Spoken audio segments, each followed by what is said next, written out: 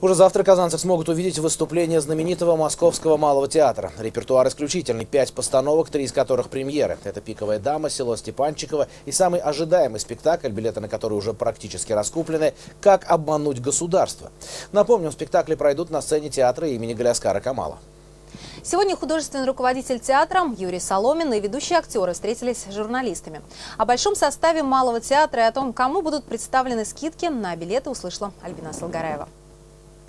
Малый театр вот уже в 5-й раз посещает наш город. Это чаще, чем любой другой город России или даже зарубежья. На этот раз они привезли 5 спектаклей, большинство из которых премьеры. Одну из постановок не видел даже московский зритель. Одна из премьер «Пиковая дама» Пушкина. Малый впервые взялся за это произведение. Графиню Анну Федотовну сыграет народная артистка СССР Вера Васильева, а всеми любимый и народный артист Борис Клюев Чекалинского. Спектакль очень подробный и красочный, уверяет режиссер. Костюмы от кутюр. Шил их Вячеслав Зайцев. Если вы помните повесть, это ведь совсем немножко, там несколько страничек.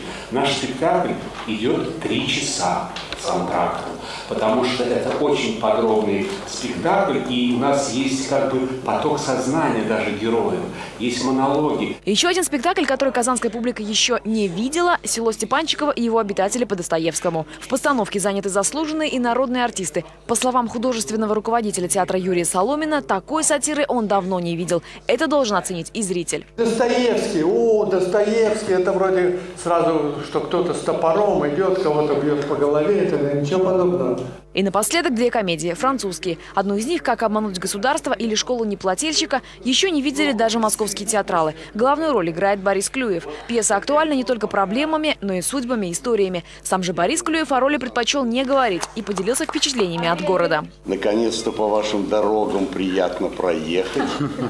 Потому что последний раз, я помню, это как было такое, как будто война только кончилась.